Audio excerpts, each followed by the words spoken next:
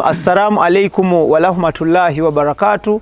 Amanya nedobozi nze Ibrahim Mukasa yona gyosinzira okubanga otulaba nkwanirizaako eyakategatako akadde kano olunaku olwaleero era nga wotulabira wano tukomyewo ku site gye twaliko ebbanga siddene nnyo emabega nga initially twaliwo okubanga tukulaga enzimba empya ey'ebyuma.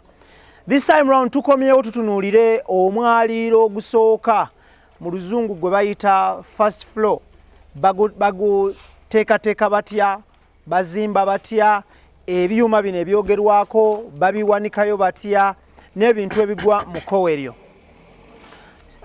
Project eno tuli mu kugitambuza n'aba Junisco contractors and great finishers betuli nabo olunaku olwaleero era betutambula nabo nga bano bakafulu mu kuteekateeka okuzimba n'okuteekayo biodigesters ez'omulembe omupya era nga ziri cost effective.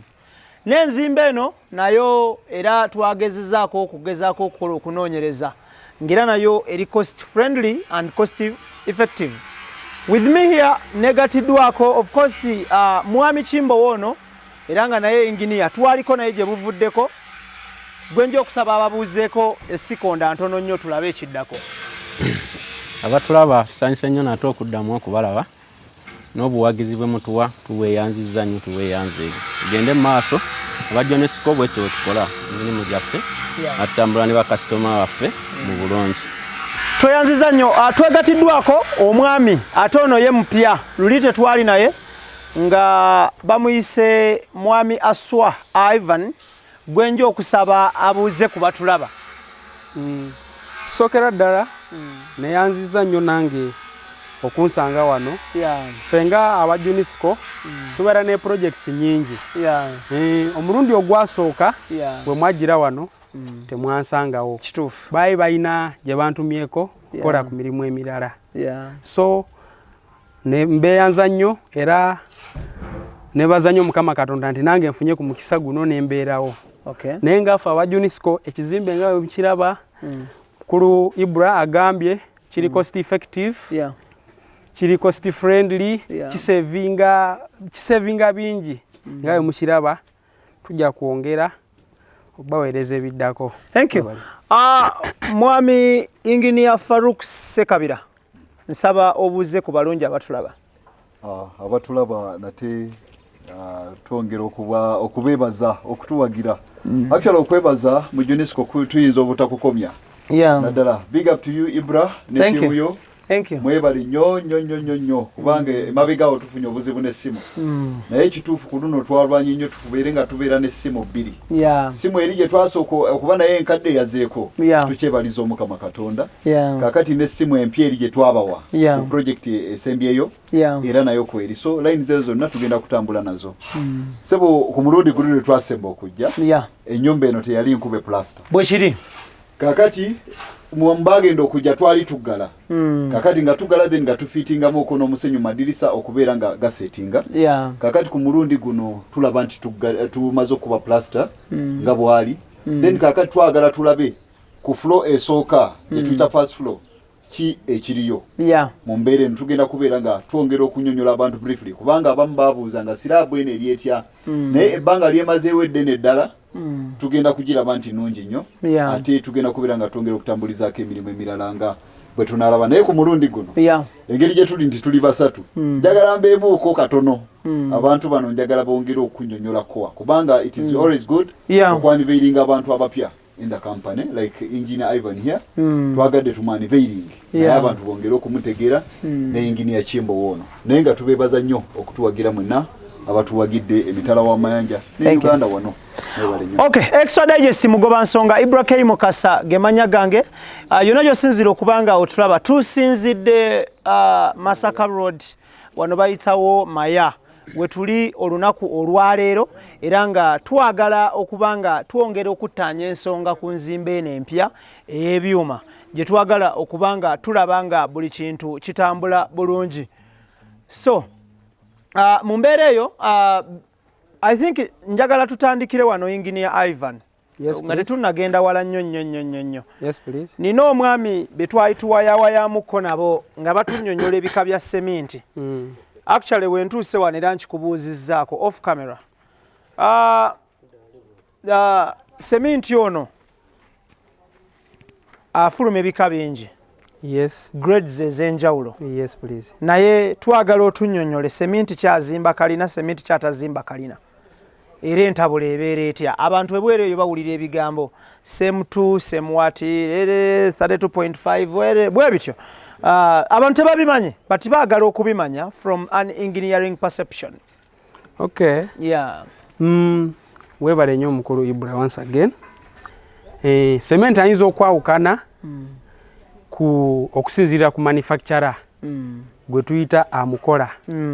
Kati nga mu Uganda wano panao nga wemanyi tulinawo factory za cement zendishuwa ziringa 3 ku 4. Tulinawo Tororo, tulinawo Hima, tulinawo Kampala cement, tulinawo era Tororo alimu emirundi ebiri, waliwo Tororo cement ne wabeerawo ne Simba. Eyo njawulo eri awo. Naye si mubi cement ye naaba mulungi as long as omusanze mu mbeera nnungi, storage bamustoringa bulungi, taluddeeyo nti oba aluddeeyo mu kyuma tayiseemu mpewo. Kati cement ono we tuba tumutabula we call it ratio. Ratio. Yeah, I understand. We tuba tumutabula tukozesa gaali nnya mu kasawo kamu. Egaali ntegeeza wheelbarrow. Wheelbarrow nnya mu kasawo kamu. Ne kitegeeza nti tugenda tabula wheelbarrow nnya mu kasawo kamu tumukozese mu kuzimba, tumukozese ne mu plaster. Naye bikyukakyukamu. N'ogenda n'okuba akatimba ako omusenyu nga bw'olaba bano we baasoose ne bakubako omusenyu obutasobola kulukuta ki kuva ku kwegamba obutatabula seminti anaabuuse. Okay. Yes. Kale, no problem. Tusooke tuyingireko munda muno tulabe ku finishing. So bino bye byuma byaffe. Bino bye byuma basebo. Ebiwanirira empaji. Ebiwanirira ekizimbe. Ebiwanirira ekizimbe, sorry. Yes, please. Okay. So bino ebyuma bye bayita batya? Bino ebyuma babiyita hollow section. Hollow section. Yes. Naye bijja mu different sizes. Okusinzirira ku myaliro gy'ogenda oteekako. Walize wano n'otunula mu kamera n'okyogera bulungi. So tuba twetaaga bino ebyuma tuba twetaaga tutya kinyonyole ddamu kinyonyole. Kati bino ebyuma kati ekyuma nga kino kiyitibwa hollow section mu Luzungu. Naye hollow section eyo erina different sizes ne different thickness. Kati kino ekyuma kya 4 mm thickness. Okay. 100 by 100 4 mm thickness. Okay. Kino ekyuma kiri tested nti kisobola okuwanirira ekizimbe kyaffe kino kye tugenda okola ki kye tuli okuteekayo. Yes. Okay. Nsubira ne bw'oba olaba wano bye bimu ku byuma ebiteebwa mu ngalama. Ebyo last time twabikulaga. Kati kino ekyuma bakiyita I-beam mu lulimi olwaffe olwa construction. Kati I-beam eno tugenda gikolako ebulire mu ceiling.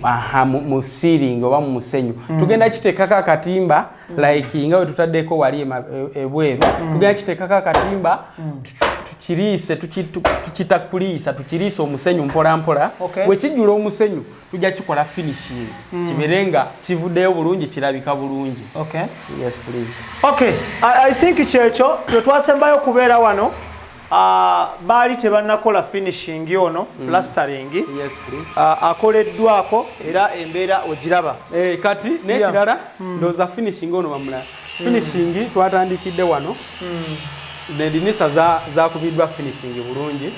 Kati wotunuulira wali waggulu awasaliddwa yes, awasaliddwawo mu construction tulina ekintu kye tuyita cornices. Yes. Tugenda kudda nga wakaze bulungi tukubewo konisi omusenyu nga gukwatayo bulungi tu designing. Ate kati ku kya konisi ekyo waliwo kati ne konisi ze baleese empya nga ziri already made nga tuteekawo kisinziira ku client waffe kyaba akoze ki kyaba yagadde tuyinza obutafuta waliwo konise ezijja nga ziri already made omuntu n'ateekawo nte bazikola mu ki material ki plastic wood what bazikola mu gypsum lime just like nga n'abamayinja batandise otukolerayo n'amayinja bano abakola amayinja ga mabo batandise otukolerayo design za konise ezo era nazo okubika senyu n'ogenda ng'ogisibako negendako kati konisi kisinziira kira nti ki bwe kikunyumira kyetugenda nakyo okuba nga tukuba ya musenyu nga tudesigninga ffe kyetukola ki ekisoboka okugenda okusinziira nga gwe bwoba okyagala. Okay, Extra Digest mugoba nsonga Ibrahim Mukasa gemanya gange tuli n'aba Junisco contractors and great finishers era nga tuli wano mu bitundu by'Emaya ku Masaka Road tutunulira enzimba ya kalina ng'ozimbisa byuma era ebyuma bibino wano material ebitannaba kubanga bikozesebwa ebirindiridde okubanga bigenda bikozesebwe ebyuma bino of course bitundibwa mu companies ez'enjawulo tulina kakati abatunda ebyuma bino abakala ababikola tulina Steel and Tube tulina Tembo tulina Roofing bangi ababikola ebimu bivaako ne wabweru ne bijja wano. Yes. Okay, kale katika tugenda waggulu ku rooftop tulabe kyekiriyo n'enteekateeka gye balina ey'okubanga bongerako omwaliiro omulala. Omusuubuzi awangalire Uganda n'awangalire China nkugamba nti kampani emu egenda okunaazaako ennaku bagiyise Sun Cargo Shipping Company nga bano bagenda kusaabaliza emaali okuva e China paka Mombasa mu nnaku 18 zokka ate nga gwe omusuubuzi ateteganyizibwa olw'essente nga zibulako ez'okusuubula aba Sun Cargo mwana wattu bakuyamba okujjulirizaawo essente n'osuubula ekyo ky'oyagala okusuubula okireete katale kitambule bulungi bw'okituusa n'obaddizaawo essente ate naawe ayagala okusuubula nga ky'oyagala okusuubula okimanyi naye tomanyi wekisangibwa mu China mwana wattu Sun Cargo Shipping Company bajja kuvuga butereevu mu China mwonna osuubule ky'oyagala okusuubula ate bamale bakikusaabalize okuva e China paka Mombasa ate okuva e Mombasa bakikuvugire paka mu warehouse ez'enjawulo mu Kampala mu ggwanga Uganda. Sun Cargo Shipping Company ku lw'abasuubuzi n'ensuubula ennungi beekwate. Muganda wange awangalira mu bitundu bya Abu Dhabi, Dubai, Sharjah nkugamba nti company eriemu ezze okubanga ekubangula mu byenjawulo. Company emanyiddwa nga Roast Coffee Academy nga bano bakafulu mu barista, latte art, manual brewing trainings, coffee roasting ne coffee profiling nga bano basangibwa mu Abu Dhabi okuliraana Al Wada Mall ku luguudo olumanyiddwa nga Airport Road. Beekwate bwe bamala okuteekateeka n'okutraininga bamala ne bakunoonyeza omulimu. Obeera okyasoma bwoti nga bo bakunoonyeza mulimu era nga nkubira bannayuganda omulanga abawangalira Abu Dhabi, Dubai ne Sharjah mwekwate Roast Coffee Academy era nga trainer amanyiddwa nga Tiger the Trainer. Gw'olutuuka ku Roast Coffee Academy awo mu bitundu bya Al Wada Mall obuuza bubuuza nti mwami Tiger the Trainer aliwa buli kimu nga kitambula kawerete beekwate buli kimu kitambule bulungi. Okay, yes, tuline Junisco contractors and great finishers era nga tulina site eno gye tukolerako case study okulaba enzimba empya ey'ebyuma wabula nga nkutegeeza nti oli ku Extra Digest mugoba nsonga era nga tuli Maya olunaku olwaleero tuli ne Engineer Chimbowa, Engineer Farouk nga kwotali ne Engineer Ivan. Bakuyita nti taata Mwami Kiwanuka Lawrence ekyomukulu tokyongerangako nnyo tosudia Mwami Kiwanuka Lawrence yali mu kusiiga wano. Yes, Engineer Ivan, briefly tunyonyole paint yono bateekako wakyera bamuyita bati era akola ki ku byuma bino because tulaba bino tebinnasiigibwako paint naye kati wano bali mu kusiigako nebiri byonna bisiigiddwako. Okay, webale nnyo mukulu Ibrahim nsonga eno. Kati ebyuma bino wetuba tubigula client nga abitugulidde obanga tubyeggulidde ffe nga tufunye contract, main contract. Ebyuma bino tubigula mu company nga biri webiti nga si bisiige naye ffe ekitusiza ebyuma bino bireme otalaga because bijja kubeera mu nkokoto bijja kubeera mu buloka for the rest of the time. Okay. Yes, kyekitusiza ebyuma bino. So kino kyetusigako kye bayita batya mu luzungu? Kino kyetusigako bakiyita red oxide. Oh. Yes. Okay. Yeah. Omukebe nagwo guguno wanene. Okay. Yes. So bw'oba totaddeko red oxide oyina ekyaki oyinza okusiigako okukuuma ekyuma kino nga tekitalaze? Yes, osiigako ebintu bingi osobola n'okukigiriisinga bulungi. Giriisi noteekako giriisi? Giriisi. Okay. Yes. So ku bibiri okusekako giriisi ne red oxide ki ekisingira kye kiriwo ekisinga? Red oxide yasinga ssebo. Okay. Yes. Kuba n'okulaga beauty kati wano nga bwe kitannagendako kintu kirala kyonna. Omuntu bw'asiŋŋaana alaba omulimu nga buli bulungi. Okay. Engineer Ivan, yes, please. Tunnyonnyole kino ekyuma. Wali wakitunyonnyoledde waggulu in the above mu ceiling. Kye bayita batya kino? Kati kino ekyuma bakiyita I-beam. Kino kino? Yes, kati kino ekyuma tujja kukijja wansi wano nga tupimye bulungi bwe kigenda tukiteeke waggulu. Kyekikola nga beam. Kati otuuka kuzina ennyumba ez'emitayimbwa waliwo basiba emitayimbwa ffe mu kuzimba tubuyita obulambo. Kati kino kyekikola nga obulambo. Yes, kyekisiba ennyumba n'enywera n'ebeera wamu. Yes, please. So mubituuza kyuma ku kyuma? Kyuma ku kyuma ne tukuba omuliro. Era mukyokya? Yes, tukyokya tetutuuzaawo butuuza. Tukyokeza ddala. Alright. Yes, please. Okay, kale kati katuddeko wano tulabe lwe twasooka okubeera wano embeera teyali yaku ebyuma bino twabisanga olwedde weebiri. Naye this time round tukomyewo bali mu kuteekako ebyuma bino okwongera okuteekako omwaliiro ogwokubiri. So tukomyewo tulabe nga bateekako omwaliiro omulala tulabe baguteekako batya we tuli akadde kano era wotulabira. We tubadde wali babadde basala ebyuma ebyo. So wano bali mu kugezaako okubanga bakifiitingawo.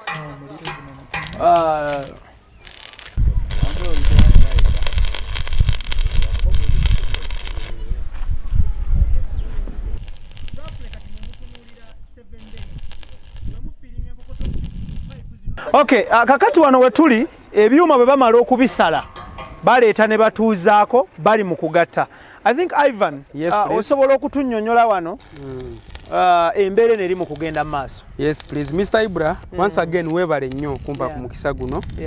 Kati ekyuma kino tumala okisala nga tukisaze mu measurements ezo bibeere ku level yemu so that I-beam yaffe eri ebeere ng'etuulako obutuuzi. Tujja ne tukyokya. Tujja welda waffe ali wano akutte toki ye bulungi atwokeza ekyuma kino mu layini bulungi. Naye ekintu ekisinga otuwa layini eno yeno tuulu eno tugiyita plumbob mu luzungu naye mu Luganda tugiyita birigi. Kati agikuba birigi nebanga ewubamuko just katono nga yetoolamu just katono. Omuntu ali tekiniko ndooza yabitegeere. Kati wano tuba tunoonya ki? Kati wano tuba tunoonya ekyuma kino nga kibeere mu line kibeere straight. Kireme okudda eri, kireme okudda eri. Tuba twagala kibeere mu line so that we tutuzaako I-beam yaffe eri kijja kubeera mu line. Njagala tutunuulire joint eno abatulaba. Kino ekyuma kibaddewo kyava wansi mu musingi paka nekikola basement nekikola sirabu yaffe. Sirabu eno esooka. Yes. Kati bali mukola the first floor oba omwaliiro ogusooka. Bataddeko ekyuma ekyala omwami ono kyali mu kwokya. Tutunuulire obuwangazi n'obugumu bw'ekyuma kye mutaddeko obutesi kati kye mwokeddeko. Kati ekyuma kyaffe kino nga we nagambye ebyuma byaffe bino biba of different sizes and different thickness. Kati kino ekyuma kyaffe kino nga tetunakola kintu kyonna kyonna nga tetunakujja ku site kusettinga site kola ki tusooka ne tugenda ne twebuuza ku ba structural engineers oba tuyinza okugenda mu laabu ne tusooka tutestinga ebyuma byaffe bino biwangaala bitya. Kati kino ekyuma kyaffe kino kiri well tested nti kisobola okuwanirira ekizimbe kyaffe kino paka obwo obuwangaze bwe twagala nga ebyo tusooka kubidiscussinga nani ne client ne authority. Kati nga wano tulina Kyengera authority kati yajja wano netuwa ne permit license ekola. Tutunulira obuwangazi bwa joint eno bwe njagala onnyonnyola abantu. Yes, kati joint eno obuwangazi bwa joint eno tusala ekyuma. Bwe tumala kusala ekyuma tujja ne tukituuza wano. Bwe tumala okituuza wano ne tukikuba omuliro. Bwe tukikuba omuliro, tukikuba omuliro okuva wano okutuuka wano ne tukikuba omuliro okuva wano okutuuka wano. Mu kona zonna tukubako omuliro. Kati bwe tumala okikuba omuliro, tulina enkokoto yaffe gye tukiyiwamu. Kati nga wali nga kiri eri tumaze tukiyemuko obukokoto. Kati tukiyiwamu obukokoto. Kati enkokoto eyo weekwata tukiyita okusettinga weesettinga yeekwatira mu bweti. Kati enkokoto eri mu kyuma kino ekyasangibwawo neno kye tutaddeko ejja kwekwata mulundi gumu ekyuma ekikwatire wamu. Yes, please. Thank you. Extra Digest mugoba nsonga tuli n'aba Junisco. Bano bakola biodigesters nga kwotadde n'okuzimba enzimba eno empya ey'ebyuma obe kalina nga bazizimbisa byuma hollow sections and I-beams. So tubakyalidde. This is the second time omulundi ogwasooka mwalaba na twasooka kubalaga ground level ekolebwa etya. This time round tukomyewo bakole omwaliro ogusooka nga tulaba. Mwami Chimbowa, kino I think you are in position okukiddamu katudde wano. Wano waliwo welding machine. Mwogedde ku point ya cost effectiveness. Enkekereze ya sente. There is a scenario whereby tujja kugenda awantu ng'omuntu talina masanyalaze, site tekuli masanyalaze. Okitegera? Yes, please. Site tekuli masanyalaze. Omuntu ayagala enzimba bweti abeera n'akikola atya? Kyangu nnyo ekyo Mr. Ibra. Tulina kye tuyita mobile generators. Yes. Tutambula na generators. Tutambula nazo mu kampuni byonna ebyuma ebikola buli wamu mu buli kifo kyonna kiraya nti gyaba n'omulimu. Ebikola ki? Tubirina okulaba nga tuteekayo kikyaba akola ki? Kyabayagala. Generator weeziri. Tugula mafuta, tuleeta ebyuma byaffe ne tubyokya ne tugenda maaso n'omulimu. Tetulina we tulemererwa mulimu nti wano tewali masannyalaze, tewali ki, tuleeta tukola omulimu paka lwe tugutuusa ku ntikko yaabwe. Tutunuulire enkokoto eno egenda wa era lwaki etabulwa akadde kano yeetaagisa ki right now mu process gye tuliko eno y'okuba nti yo just muli mu kuteekayo byuma? Enkokoto eno nga wali ku kyuma kiri kye tuvaako tukugambye nti bwe tumala obyokya tuteekamu kakakokoto. Kati ebyuma bino byonna byolaba ebisiige byo tumaze obbikola. Kati enkokoto eno gye tutabudde gye tugenda okukola ki? Okuyiwamu tusobole okuseetinga nga tekikyalimu kusagaasagana. Kirindirira amataffaali gaffe tusalemu ebisenge byaffe. Tutunulire ebbanga Ivan, tunyonyola ebbanga bwe mumala okuyiwamu enkokoto pire eno oba ebyuma bino bitwala how long okusetinga mu okukomawo muzimbe mukole enclosure? Kati mu engineering tulina kye tuyita setting. Kati setting y'enkokoto ebiseera ebisinga etwala mwezi mulamba enkokoto okusetinga. Mwezi mulamba full setting. Naye tulinamu primary setting after 7 days. Kati after 7 days enkokoto ebe settings eko nga tusobola okukola ki? Nga tusobola okudda ne tukola ki? Ne tuzimba. Yes, please. So that is roughly kati mwe mutunuulira 7 days. Yes. Bwe mu feeling enkokoto mu pipe zino zonna mutwala ennaku musanvu ne mukomawo ne muzimba. Yes, please. Kale ennaku omusanvu tuzirinda kudda kwokyako I-beams. Naye wano kati zino nga bwe zimaze okuggwa tusobola okusitula ebisenge. Kuba ekisenge nakyo we kiba kigituddeko kiba kigyongedde sapooti yakyo. Osegedde okusigala nga kikyali wamu. Kati wali obutateganya ku kikyuma kiri wano nga tekinaweza nnaku ziri 7 nti tukiteekako eddaala nga bw'olaba eddaala liri. Ow'ekyuma akisitula agenda yoteeka I-beam eri. Naye kati wano ebisenge byo bisobola okusigala nga bitambula bigenda mu maaso nga bwe tulinda ennaku ziri okwokyayo I-beam ziri zigenderwa. Mugoba nsonga Extra Digest Ibrahim. Tuline engineer Farouk Sekabira, tuline engineer Aswa Ivan ne engineer Chimbowa. Bano ba engineer mu construction y'ebizimbe. Seye enguudo, so tobasange yo nobagamba nkolera akagudo kange kana akakirire waka akononya yunura Abubaka bwana ibula kankubulire engudo waliwo engudo ensamusamu ze tusobola okukola ezitaliza era kyembadde nkunyonnyola kubanga twali tukifunyeko kiraya nti omu yatuwa omulimu ile tugende ziti eruwere eyo oba yali ayagala munyigira lujja yali ayagala kukola luguudo alina yiikaze 7 naye ziyita mu mazzi bwe gatyo kibiira ayagala kukolawo kuba lituukawa wakaawe era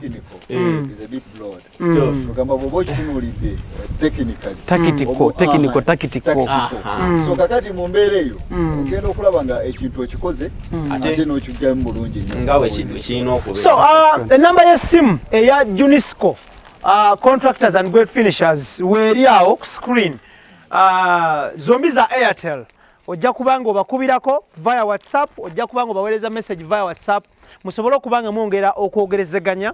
Affe tukola bukozi case study ne tufunayo PCM kwe tukolera okuyiga n'okumanya, then kati gwali eyo osobola okubanga obanoonya. Bajja kuyambako okukola architecture plans, bajja kuyambako okuzitwala okuza approvinga ku municipality, ku town council oba ku district oba ku city council depending woyagala okuzimba oba wagula ettaka lyo. So bajja kuyambako naye ng'era byonna bitambulira mu mitendera gya kuba nti mukkaanya, you talk to them, speak to them, ne mubeera nga mukkaanya nabo. Ffe nga ffe tuba tetusobola bikwasaganya ebyo, ogwaffe it is production kutuusaako kintu kino. So wano we tuli twaliwoko naye tusazeewo tukomewo tutunuulire omwaliiro guno ogusookera ddala bagwambusa batya era kyambuka kitya era kitambula kitya. So we tuli akadde kano naye nganya nkuwummuzeemuko katini nnyo tukomewo naye nga tukyali ku extra digest mugoba nsonga tovaawo. Omusuubuzi awangalire Uganda n'awangalire China nkugamba nti kampani emu egenda okunaazaako ennaku bagiyise Sun Cargo Shipping Company nga bano bagenda kusaabaliza emaali okuva e China paka Mombasa mu nnaku 18 zokka. Ate nga gwe omusuubuzi ateteganyizibwa olw'essente nga zibulako ez'okusuubula, aba Sun Cargo mwana wattu bakuyamba okujjulirizaawo essente n'osuubula ekyo ky'oyagala okusuubula okireete katale kitambule bulungi, bw'okituusa n'obaddizaawo essente. Ate naawe ayagala okusuubula nga ky'oyagala okusuubula okimanyi naye tomanyi wekisangibwa mu China, mwana wattu Sun Cargo Shipping Company bajja kuvuga butereevu mu China mwonna osuubule ky'oyagala okusuubula, ate bamale bakikusaabalize okuva e China paka Mombasa, ate okuva e Mombasa bakikuvugire paka mu warehouse ez'enjawulo mu Kampala mu ggwanga Uganda. Sun Cargo Shipping Company ku lw'abasuubuzi n'ensuubula ennungi beekwate. Muganda wange awangalira mu bitundu bya Abu Dhabi, Dubai, Sharjah nkugamba nti kampani eriemu ezze okubanga ekubangula mu byenjawulo. Kampani emanyiddwa nga Roast Coffee Academy nga bano bakafulu mu barista, latte art, manual brewing trainings, coffee roasting ne coffee profiling nga bano basangibwa mu Abu Dhabi okuliraana Al Wada Mall ku luguudo olumanyiddwa nga Airport Road. Beekwate bwe bamala okuteekateeka n'okutraininga bamala ne bakunoonyeza omulimu.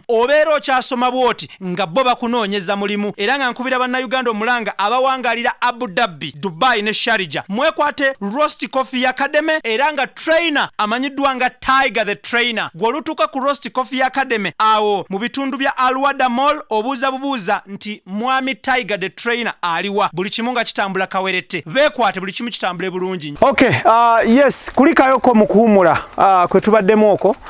Wotulabira wano tukunnyonnyodde embeera yonna nga ba raisinga polls zino era nga bwe tuvuddeyo eyo ne twagala tumanye I-beam bagiplacingawo batya, ekola etya era yo bagiraisinga batya. Nja kutandika ne Engineer Kimbowa atunnyonnyole ku IBM eyo gye bali mu kuteekayo essaawa eno gye tulaba. Kakati sebo neyanziza ate kati IBM yaffe eno gye tutaddeyo omwami ono owa holding tumulaba ffe bwe tulaba owa tooki ng'akutte omulira ateekako tumanya akola ki ayokya naye kakati awo ku byuma tuba ali mu kubisanuula. Ekyuma kiri bw'ateekako tooki eyo omuliro ogwo ne gutandikwa okwaka. Kino ekya wansi kisaanuuka n'ekya waggulu ne bikola ki? Ebyegatta wamu. Omuliro egundi yaffe n'ekola ki? N'ekwatayo bulungi. Okay, Ivan, oyina ky'oyinza okwongererezaako ku mbeera eno? Yes, please. Kati omugaso gwa iBeam eno ekola nga beam eza bulijjo. Nti iBeam zino tugenda ziteekawo wonna ekizimbe wonna. iBeam eno etuyambako n'okola ki? N'okwata ekizimbe n'ekikwatira wamu. Empagi emu n'webanga egezaako okutripinga. iBeam egikuumira wamu. Kyensobola okwongerezaako ekyo mu cyber. Okay, yes, lastly nga tuwunzika. Engineer Farouk, tufune obubaka obusembayo tuwunzike. But before, kitegeeza iBeam zino mugenda kuziteekako across wonna buli awali pole ze zituulako. The flame. Eno kalina ekyeyongerayo oba guno gwe mwaliro ogusembayo? Esi asobola okweyongerayo mpaka ku fule eyokusatu. Naye paka lwe nti tugenda kusooka tukomeku eno. Eserekebwe tegenda serekebwa ejja kusigala wano era mugenda kuyiwasira egenda kweyongerako omwaliro omulala omugaga wanaaterera ng'era tukola ki nga tugenda waggulu kitegeeza egenda kubeerako fulomeka biri waggulu. So bwe mba bakuzimbisa byuma bino nyinza kukola floors nga mmeka? Kakati kisinziira z'oyagala nakyo ekiri mu pulaani. Kakati awo nga tukyusa ku bunene oba ku saizi y'ekyuma y'ebyuma okozesa. Kati pulaani gy'otuwa ffe by'ebyuma bye tukubuulira ebisobola okugendamu okola ki? Okola birimu sizes. Ngenda emitayimbwa bwe girimu size zaazo. Tugenda tuguleedinga ne tumanya nti kalina ebyuma kalina ey'emyaliiro ena erina kukozesebwa byuma gundi bweziti inches bweziti ne inches bweziti. Millimeters ezo. Okay, bano be tutambula nabo ye Junisco contractors and great finishers. Bali nnyo mu construction okusinga. Bakola septic tank eza biodigester era nga tuze tubalaga programs ez'enjawulo. Muzetanire okukendeeza ku lina plot yo ntono tojja kusima biki plot eyo kwe kuli olujja kwe kuli parking kwe kuli bingi nnyo, you know this stuff. So mubeekwate basobole okuba bakolera septic tank eza biodigester buli kimu kibeerenga kitambula bulungi. Wano wetuli tutuuse ku nkomerero yaffe naye twagala kumanya lastly obako obusembayo eri bannayuganda abakuba ekyeyo abali ku kyeyo abakola essente zaabwe n'abawangalire waka wano nga bakola essente zaabwe nga bali agadde okuzimbisa enzimba eno ekintu kitambule bulungi.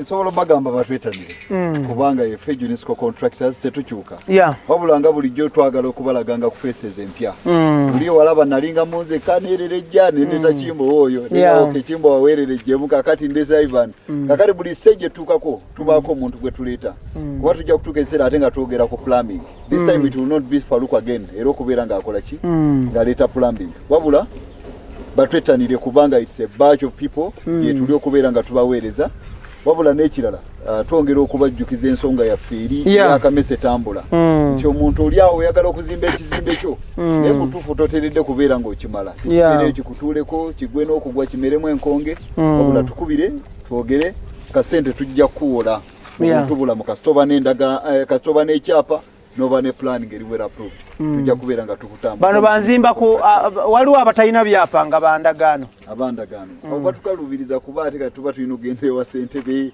emboozi ebeera nnenemu naye nga mu buntu tukwatagana nabo kubanga ebiseera ebisinga afunye endagaano yasinga okuba ne ssente entono okusinga ow'ekyapa so kakati abantu abo abayingiza ekitono twagala nnyo okubeera nga tubaliftinga buli omu asobole okubeera nga akasente akakola ki akafunamu akasente kakatono kakola abeere nga akafunamu nti nfuna emitwalo 8 abaana bana bakola mayumba kakati agenda okudda e Kampala nga talina kyalina twagala tubawole ku ssente ntonotono naffe ze tuyina ate tulabe nga tutambuza omulimu twagamba sasula ebitundu 5 ku buli 100 ate esobola then eyesobola sasula ebitundu 7 ku buli 10 tukutambuze kamese tambulo omulimu gwo tugukole gugwe ate osasula to those abatanaba kwetalira kintu kya biodigesters lastly nga tuwonze biodigester septic tank bana yenkola eriko eno yenkola eriko kubanga abantu tulina poloti entono olina poloti ntono biodigester ensonga kuba oyinza okuba ne poloti mutuufu nga tolinawo squeezing toy